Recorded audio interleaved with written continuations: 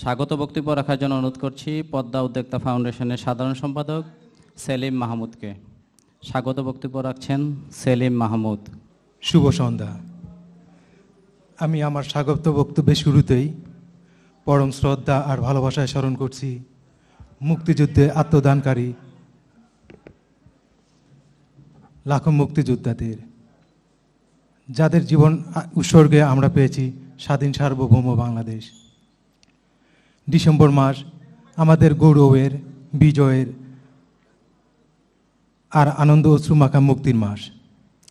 বিজয়ের আনন্দকে আরও বাড়িয়ে দিতে পদ্মা উদ্যোক্তা ফাউন্ডেশন আয়োজন করেছে বেস্ট এন্টারপ্রেনার অ্যাওয়ার্ড 2024।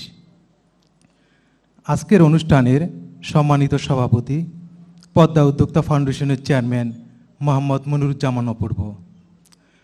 উপস্থিত আছেন সম্মানিত অতিথিবৃন্দ ও মঞ্চের সামনে উপবিষ্ট সুধীমণ্ডলী এবং মিডিয়াকর্মী ভাই ও বোনেরা, সবার প্রতি আমার আন্তরিক শুভেচ্ছা। আজকের অনুষ্ঠানে উপস্থিত হওয়ার জন্য সবাইকে আন্তরিক শুভেচ্ছা ও ধন্যবাদ। ধন্যবাদ জানাচ্ছি পদ্মা উদ্যোক্তা ফাউন্ডেশনের মিডিয়া পার্টনার A10 বাংলাকে। আবারও ধন্যবাদ জানাচ্ছি অনুষ্ঠানে উপস্থিত হওয়ার জন্য সম্মানিত আমন্ত্রিত অতিথিবৃন্দদের, যারা অনেক ব্যস্ততার মাঝেও সঠিক সময়ে আমাদের মাঝে উপস্থিত হয়েছেন।